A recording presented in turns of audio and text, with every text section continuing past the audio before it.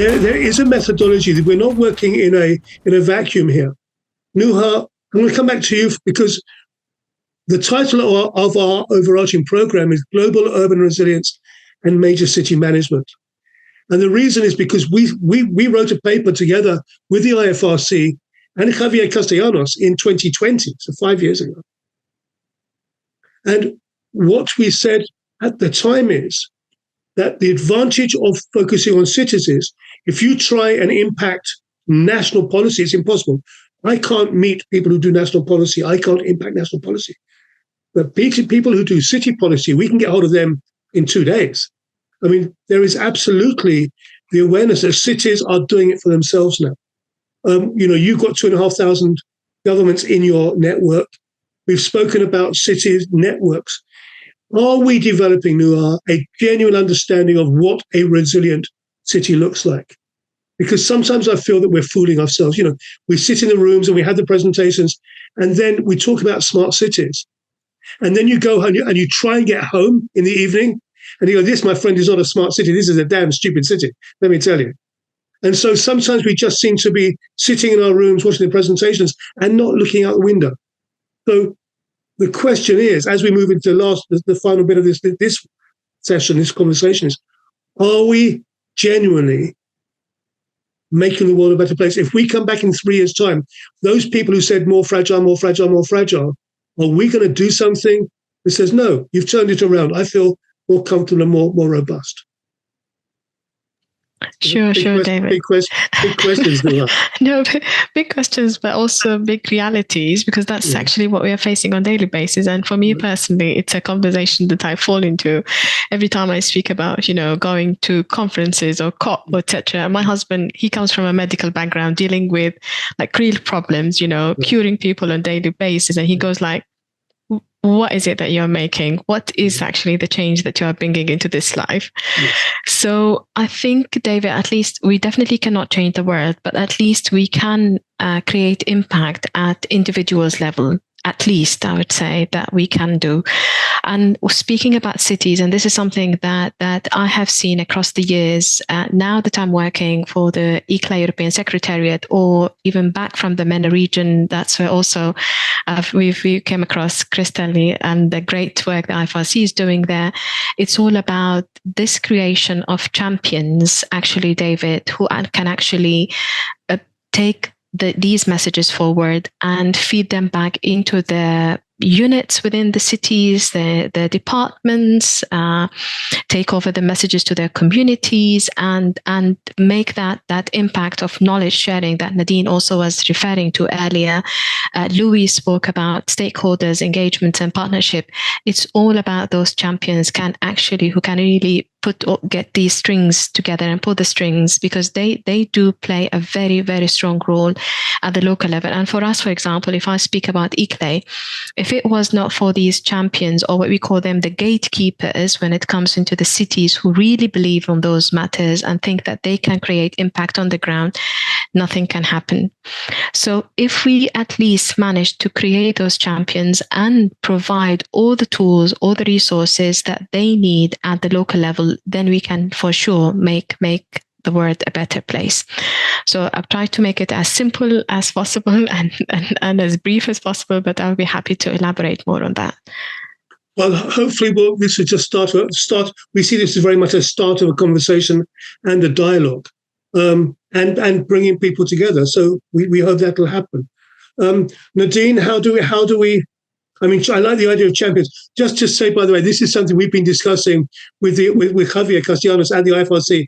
I was actually in Geneva in February talking about that very subject. We're still trying to get it moving, but hopefully this will give a bit of a push across to do that. Nadine, how do we get people on the ground to go to bed at night thinking, you know what, it's made a difference to my life? Well, unsurprisingly, David, you will know what I'm about to say. I think we need to rethink our educational systems, and we need to rethink how we design curricula, not only at university level, but even at school level, to actually cultivate resilience thinking from a young age. And I suppose for me, I mean, I teach mostly postgraduate students, but I love the idea of creating champions. I mean, we at the University of Gloucestershire at this moment in time are looking at what we want our future graduates to look like in terms of their skill set, in terms of their attitudes, in terms of where they see themselves in the world, and the notion of making sure that students understand their responsibility towards society and also their individual influence. That's one of the things that we have been discussing a lot. And I suppose that notion of understanding your individual influence for me is a very personal thing. Because if you'd said to me 10 years ago that I would be leading a project like Build, that I'd be talking to you today about this, I would have said no, because I wouldn't have had the confidence, I wouldn't have had the knowledge, I wouldn't have had the network, I wouldn't have had the mentors who would have been able to actually instill that vision that I have now for a future ready graduate in myself. And that was, I mean, I've been teaching for a long time. So I was a lecturer 10 years ago already. So I suppose it's very much about the role of future educators and educators reflecting not only on their responsibility in terms of nurturing graduates that look beyond their own individual careers, but also about the power that they have in sort of actually making a difference and being influential. I think that's very important.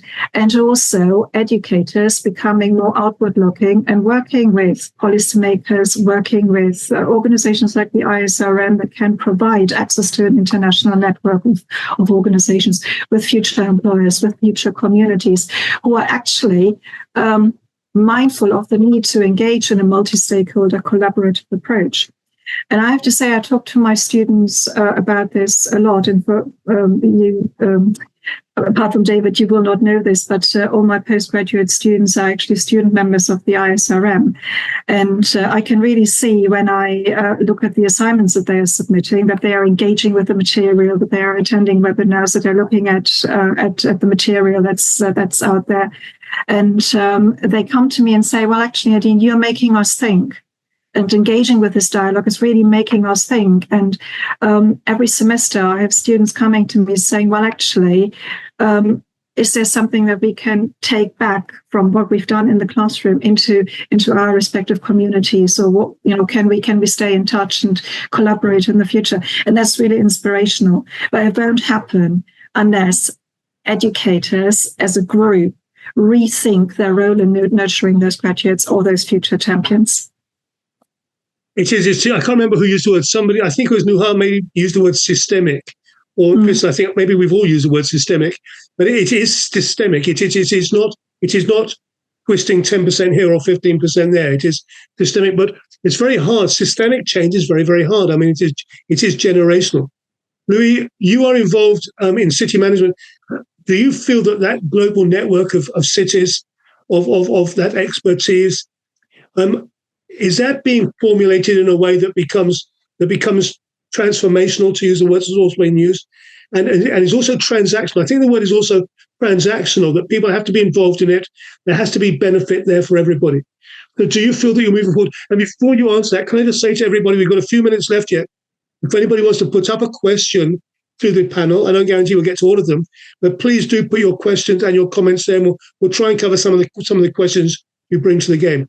Louis, over to you. Yes, I agree. I think one of the biggest gains on this campaign that we have at local level about resilient, I think, is city-to-city exchange and city-to-city learning. Portugal have a strong network about resilient cities on the Make City Resilient campaign. We have more than 50 cities right now, and we have, for example, 2 meetings during a year. So we discuss a lot about community resilience. We try just to learn with each other, with other cities. Just to take all the learns that it's possible just to bring some fresh air for our city. So one of the points that we are very clear when we start with the campaign, just learn with the others. I think it's important. With the stakeholders, with other cities, with community groups, everybody is very important for this. I think that's the biggest lessons that we have at local level. And the capacity that just to bring that know-how aboard, I think is vital.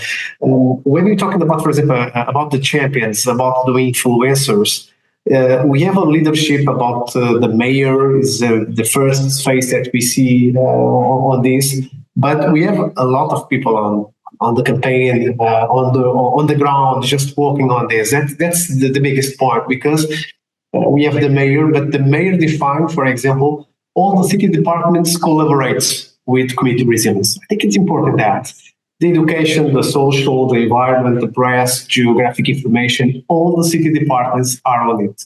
Because otherwise, I think it's not possible just to work with the others, the stakeholders. Was very interesting that when we joined the campaign, this capacity, this vision about the mayor, just to bring the political support for this. That was very, very interesting, because the other work, the presentations for the community about the benefits of this campaign, and specifically about the Make Cities Resilient campaign, it's, for example, my work. And the mayor just tell us, please do that job and bring me the solution to the problem that we have. And for example, security, environment, or disaster measures. That's a very interesting point, because our role is just to, among stakeholders, find the champions, find the influencers. For example, we have in each institution, in each stakeholder, one face, the focal points, the people that are managing all the information that we need, for example, for emergency plan, or for the climate action plan for local level. That's very interesting. That was something that we learned with the others, with the other cities, with the other countries, and that was very valuable for our maturity in Amadora. Because 1 decade of work, right now we are a resilient sub, so we try just to inspire the others. But this kind of inspiration is based on the lessons learned, because Amadora is facing more disasters, and each disaster are a lesson learned. But I think the most important is we are more prepared when we compare with 2000, for example. Because we have more information, we have more solutions, we have more capacity to do prevention and to do, for example, the rescue, the rehabilitation. So, and that's the point that we can say that we are more resilient. We are a lot of vulnerabilities. I think we all the cities has vulnerabilities and the hazards and disasters, but we have the capacity that it's important just to react and to do prevention. And for example, at national level, Amadora, I think has an important role just to inspire. For example, we are trying just to establish a national network about peer review. Just for example, Amadora go to Lisbon, and Lisbon come to Amadora, just to share their vision about resilience and other kind of issues about this. And this is about institutional capacity that we have, and it's important to build and to work on the governance. And if you have this kind of capacity to join a lot of people, a lot of actors, I think the benefits will be on the ground. And 1 decade after, I think we see good results. We have a lot of challenges, but I think we can just see results. And finally, just to share with you, Amadora has an early warning system, for example, as something that we saw in the other countries with very interesting results. And we're just trying to bring this idea to our reality, because it's important just to adapt that. And this kind of tool, so we are working a lot on prevention with this. It's based on the information of all the stakeholders, information sharing, information data. That is just possible because we are all connected. Otherwise, I think it was impossible to do good results. It's interesting. We're coming up to generally the final section. An hour and a half goes past very fast when you're having a conversation like this. I think that what happens is, and this is true in most organizations, there is a focus on the fundamental question of what is it we need to do and how are we going to do that? And the reason that there's a focus on that is because those are basically engineering questions. What do we need to do and how are we going to do that? I think the parallel question is, what sort of organization or what sort of society do we want to become? You know, what does a risk-sensitive, crisis-ready organization or a society look like 2025 out to 2030? And we haven't even spoken about the emergent risks, which we haven't even identified yet. And that's another matter. So and of course, that is not engineering. That's ecology.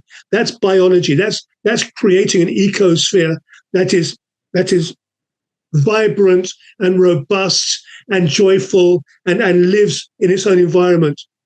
So let's be positive, because I know that it's easy to be not positive. Let's be positive, and let's look at the victories. So could you discuss some of your victories, where you think you have had victories, and the impact of those victories, and the lessons learned from those victories, and how we can, all of us, learn from those and sort of to have influence in our own little spheres. Chris, I'm going to start with you. Where are those victories that you've been managing? Actually, we have a lot of victories, and I have to say, before, like maybe 20 years ago, when I started to work in this area, we didn't even talk about resilience. So just talking about using the word resilient and having this holistic approach is one of the main, I think, achievements that we have over the past 20 years. This is one, like creating a group of community of practice and also organization talking about this topic together, either through the Resilient City, for example. This is something that we never had before. So just having the forum of the private sector, having the options at least to discuss that, having some resources and available funds. I know that we have also facing other challenges related to resources, but before we didn't have a lot of resources on that, not a lot of knowledge, for example. So we have done, I think, an incredible progress as well as organization. Also, when I hear, the private sector talking about how they can enhance the resilience, how they can give it back to the, customers and people that they serve, it's something that have changed, of course, and have some meaningful impact as well in people's life. Like if I use the example, like in the MENA now, we are building a community of practice around anticipatory action. It's like how we allocate the resources, especially to understand the risk, to understand the climate and weather information, where are the impacts, how that affect the population movement, for example, the health impact, before maybe we focus on just one hazard and we just keep it like that. But right now we are like building knowledge, we have a sharing experience, we are having even access to more resources from the universities, from the research and academic sector that we didn't have before. So yes, sometimes we have to go to the basic, but now we have more available information that allow us to predict, allow us to really moving forward, to have a better awareness and communication campaigns, to address what is the community need, and we have a better understanding as well. What are these needs that are really facing from the community perspective, and how we integrated that. And we know that it's not from a top-down approach that we are going to do that. Like when I'm talking about the achievement, and when I see small cities and a small, for example, governorate, that the mayor have like, maybe it's the mayor and one assistant, and they are moving forward this agenda, is where you see like some changes, because there's like, you need the resources, you need the knowledge. Sometimes in those small, villages, you don't have that. You might have, some resources, but then when they see the opportunity to work together and the commitment of the organization and what we have done, and also how we can work together and strengthen their capacity at the local level, we have done a lot. So that's why, let's say, we started to measure how much we have reached collectively. It's a lot. And when I go, I don't know, like the global disaster risk reduction platform, the regional platform, is where you see like the amount of, really achievement project. I just hear like today, maybe like 3 or 4 projects. And then I was like, if we put maybe 20 more that we have like in Latin America, in the Caribbean, in Asia Pacific, not only one country, we will start to count how much we have improved in the year. Of course, there is a lot of work that needs to be done. That, as I said, we have to increase the advocacy that we are doing as well with governments, with donors, and also with the international community to work together and collectively. And then towards the community resilient, and not just like one area of the community resilient. So it's like in a multi-sectorial approach. And we have a lot. We have already a lot. Like before, I remember just having maybe you had this conversation with Xavier Castellanos around the vulnerability and capacity assessment. Now it's enhanced. Now we include the nature resolution. We include the epidemic and pandemic preparedness. We have the waste sector. We have like the whole, vision that before we were like just focusing on preparedness and response. But now, for example, even our approach have changed. So I believe that this is some of the achievement that we have. Crystal, thanks for that. And it is very positive. I'm going to bring in, you mentioned resilient cities, and we just have a message up from Resilient Cities Network, Carl Asbury's, just saying, how do we prioritize? Because we don't have limitless resources, though we probably have limitless demands on that. And also, I'm going to bring you in, Nadine, because he talks about and he asks about moving from pilot projects, taking innovative approaches to broader impact, which of course is exactly the challenge you're now facing for Build, that has had that 3-year program and is now looking for how we can transition that into a sustainable ongoing program.